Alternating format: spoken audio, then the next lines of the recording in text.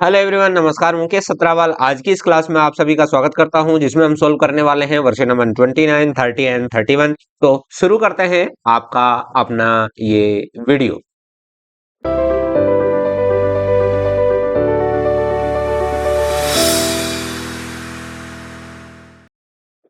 तो देखिए यहाँ पर फर्स्ट जो हमारी वर्कशीट है, इसमें कॉम्पिटेंसी क्या है, अर्थात हमें सीखना क्या है, क्या ज्ञान ज्ञान अर्जित करना है।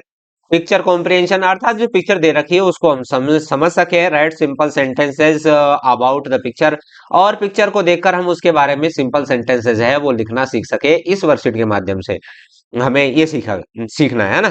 तो यहाँ पर ये दे रखा है क्या कि भाई इसमें पहले तो हमें जो वर्ड्स है वो ढूंढने हैं। जैसे ये क्या है, काऊ है, ये मैन है, वीमन है, ये वीमन्स है, ये डॉग है, बॉक्स है, बस है, और जो बस स्टैंड है ना। और ये वेंडर है, ये पैसेंजर है, यहाँ ड्राइवर बैठा है, ये टिकट विंडो है। तो इस प्रकार हमें यहाँ हाउसेज है, ट्रीज है, क्रो है ना। तो इस प्रकार हमें जो पिक्चर है उसको देखना सीखना है, और उसी के अकॉर्डिंग है फिर हमें सेंटेंस जनरेट करने हैं। ठीक है। तो देखिए इसमें हमें क्या क्या दिख रहा है वो मैंने यहाँ सब कुछ लिख दिया है। जैसे बस है, यहाँ पैसेंजर मतलब यात्री है, ड्राइवर है, और काऊ गाय है, डॉग कुत्ता है, मैन है आदमी, विमन औरत है, बस स्टैंड है ना। लक्ष्मणगढ़ है, क्योंकि ये लक्ष्मणगढ़ बस स्टैंड है, जैसा कि आपके सामने ऊपर दिखाई दे रहा है यहाँ पर लक्ष्मणगढ़ बस अड्डा। ओके। ऐसे ही इसमें बॉक्स किसी भी बंदे के सिर पे है, लगेज है, होम है, घर है, क्रो है और ट्री है। तो इसी पे बेस्ड है हम क्या है यहाँ पर सेंटेंसेस कुछ बनाएंगे। तो the bus is going to Jaipur, बस है जयपुर जा रही है। This is Laxmangarh bus stand, ये लक्ष्मणगढ़ बस स्टैंड है। ए बस इज स्टैंडिंग, एक बस है वो खड़ी हुई है। Passengers are sitting in the bus, passenger है बस के अंदर बैठे हुए हैं। Women are sitting on the ground, जो महिलाएं हैं वो कहाँ बैठी है, ग्राउंड में बैठी हुई है। और there is a cow and a dog in the bus stand, तो बस स्टैंड में एक काऊ है ना, और एक क्या है, डॉग है। तो इस प्रकार आप अपनी इच्छा के अनुसार कुछ भी सेंटेंस है वो बना सकते हैं। ओके। तो आपकी जो वर्कशीट है वो कंप्लीट होती है। अब बढ़ते हैं वर्कशीट नंबर 30 की तरफ। तो देखिए वर्कशीट नंबर 30 में क्या है, हमें सीखना क्या है। भाई ये चीज आप यदि कॉम्पिटेंसी इसमें दे रखी है उसको यदि सीख गए, इट मीन्स है the aim of you government your teacher and also mine is completed. इसका मतलब है कि जो मैं सिखाना चाह रहा हूँ, जो सरकार आपको सिखाना चाह रही है, जो आपका स्कूल आपको सिखाना चाह रहा है, यदि वो आप सीख गए, इसका मतलब सभी का जो उद्देश्य है वो आप कंप्लीट कर चुके हैं। तो इसलिए आप अपनी जो वर्कबुक है उसको भरते समय, हाँ भरिए बेशक, लेकिन उसमें सीखना क्या है वो सीखने पर ज्यादा जोर होना चाहिए आपका भरने के बजाय। ठीक है।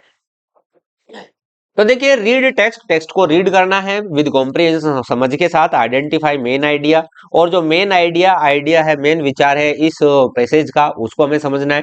डिटेल है, और ड्रॉ कंक्लूजन, और उसका सार हमें निकालना है। तो पहले तो हम इसको समझ लेते हैं कि इस पैसेज में क्या दे रखा है। तो यहाँ देखे रीड, रीड मीन्स पढ़ो, द स्टोरी, स्टोरी मीन्स कहानी, गिवन बिलो, बिलो मीन्स नीचे। तो नीचे जो कहानी दे रखी है उसको आपको क्या करनी है, पढ़नी है। और डिस्कस, डिस्कस करो द पॉसिबल डायलॉग, उसके बारे में संभव डायलॉग, विद योर फ्रेंड, अपने जो फ्रेंड है दोस्त के साथ में, in pair, and answer the questions, और क्वेश्चन का आंसर आपको करना है। तो पहले हम इसको पढ़ लेते हैं। अरुण एंड कमल, अरुण और कमल वर गुड फ्रेंड्स, वो अच्छे गुड फ्रेंड्स थे, अच्छे दोस्त थे। They used to spend most of their time, तो वो अपना समय व्यतीत करते थे कैसे, टूगेदर, टूगेदर का मतलब है एक साथ। वन डे, एक दिन, अरुण सा कमल बाइंग ए गुटखा। तो एक बार होता क्या है कि अरुण ने देखा है कि कमल क्या कर रहा है, एक गुटखा खरीद रहा है। कहां से, फ्रॉम द शॉप, शॉप का मतलब होता है दुकान से, आउटसाइड द स्कूल, स्कूल के बाहर जो दुकान खुली हुई है वहां से वो एक दिन गुटखा खरीद रहा था। अरुण आस्क्ड, अरुण ने पूछा अबाउट इट, इसके बारे में, बट कमल इग्नोर्ड हिम, लेकिन कमल ने उसको अनसुना कर दिया। अरुण न्यू, अरुण जानता था that his friend was about to start bad habit, कि उसका जो दोस्त है वो गलत आदत में शुरू होने वाला है, फंसने वाला है। He did not want to let that happen, तो वो ऐसा होना नहीं देना चाहता था। सो इसीलिए he decided to talk to कमल, तो इसलिए उसने कमल से बातचीत करना शुरू किया। मतलब उसने निर्णय लिया कि मैं कमल से बात करूंगा। अरुण कह रहा है कमल यू वर वाइंग गुटखा, कमल तुम गुटखा खरीद रहे थे।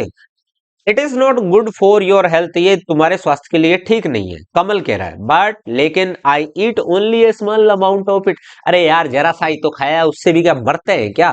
तो ऐसा है, कमल बोला कि भाई मैंने जरा सा ही तो मैं खाता हूं, उससे क्या फर्क पड़ेगा। देन अरुण एक्सप्लेन, उसने अरुण ने उसके बाद है एक्सप्लेन किया। एक्सप्लेन का मतलब होता है बच्चों विस्तार से बताना। How it can affect his health, की वो जो गुटखा है उसकी हेल्थ को किस प्रकार है वो प्रभावित करेगा। तो देखिए आंसर द फॉलोइंग क्वेश्चंस, इनका आंसर देना है। तो what was the Kamal buying, Kamal क्या खरीद रहा था, तो आंसर हो जाएगा कमल वाज बाइंग ए गुटखा, कमल है गुटखा खरीद रहा था। नीचे नीचे लिखना है हमें what do you think Arun would have said about eating gutkha, तो आप क्या समझते हैं अरुण ने गुटखा के बारे में क्या कहा होगा। Use words given in the box, तो बॉक्स में जो वर्ड्स दे रखे हैं डेंजरस, कैंसर्स और बैड, अनहेल्दी, प्रोमिस, इन वर्ड्स का यूज आप इनकी हेल्प लेते हुए नीचे एक आपको पैसेज लिखना है। तो मैंने यहाँ नीचे लिखा है पैसेज, इसको देखिए। Arun would have said that the gutkha is dangerous, तो गुटखा है क्या है, डेंजरस एंड अनहेल्दी है फॉर अस, हमारे लिए ये खतरनाक है ना। Using gutkha is bad habit, ये क्या है, एक बैड हैबिट है। इट कॉजेज कैंसर्स, और इससे है कैंसर्स होता है, तो हम यहाँ कैंसर्स भी लिख सकते हैं। प्रोमिस मी, मुझसे वादा करो, यू विल नॉट ईट गुटखा है, आप मेरे से वादा करिए कि आप गुटखा नहीं खाओगे। तो इस प्रकार है अरुण ने अपने दोस्त कमल से कहा होगा। ओके, तो आपकी वर्कशीट कंप्लीट होती है। अब बढ़ते हैं इस वीडियो की लास्ट वर्कशीट, वर्कशीट नंबर 31 की तरफ। तो देखिए यहाँ पर क्या दे रखा है, listen to dictated words and write accordingly, अर्थात यदि आपके टीचर है वो बोले, डिक्टेट करे, है ना, और तो उसको आप सुने, और कहने का मतलब है आपके गुरुजी बोल दे बैग, तो आप बैग की स्पेलिंग लिखना आना चाहिए। बुक बोल दे तो बुक। तो यहाँ ये कह रहा है कि यहाँ पर listen to your teacher dictate words and various themes then write in the correct place, तो आपका टीचर बोलेगा और आपको बगैर देखे लिखना है, बस ये उद्देश्य है। कहने का मतलब है कि जो इस वर्कशीट में जो स्पेलिंग्स है वो आपको लर्न होनी चाहिए, याद होनी चाहिए। आप वर्कशीट को अभी भर लीजिए, बट इसकी स्पेलिंग है कंप्लीट आपको याद करनी है, because you are a genius student. Okay, आगे देखिए, तो यहाँ स्कूल से संबंधित चीजें हैं आपकी, यहाँ पर अलग चीज भी लिख सकते हैं ना। तो जैसे है स्कूल में बैग है, बुक है, चेयर है, टेबल है, क्लास है। ओके, यहाँ लिख देंगे क्लास, टीचर और ग्राउंड। नेक्स्ट है गेम, गेम से संबंधित है। गेम में क्या होता है, bat, hockey, football, kho kho, play, ground और क्या है, बॉल। ओके, तो इस प्रकार है, हम यहाँ ये लिख देंगे। अब देखिए थर्ड थीम क्या है, पार्क और फेस्टिवल। तो पार्क में क्या क्या हो सकता है भाई, पार्क में देखो स्विंग होता है, झूला, प्लांट पौधे होते हैं, ट्री पेड़ होते हैं, ग्रास घास होता है, बेंच वहां बैठने के लिए बेंच लगी हुई होती है, आगे है पोल, वहां पोल होता है बच्चों के लिए, और गेट भी उसमें होता है। ओके, तो यहाँ पार्क की थीम पर आधारित जो वर्ड्स हैं वो हम यहाँ लिख देंगे। ऐसे ही फेस्टिवल में क्या क्या होता है, मिठाई होती है भाई, दिवाली आने वाली है, लाइट भी जलेगी वहां पर, है ना, और हम बहुत है हैप्पी होंगे और हम इंजॉय करेंगे क्योंकि दिवाली आने वाली है। उसमें होली में भी हम ऐसे ही करते हैं, और होली में लगाते हैं हम कलर।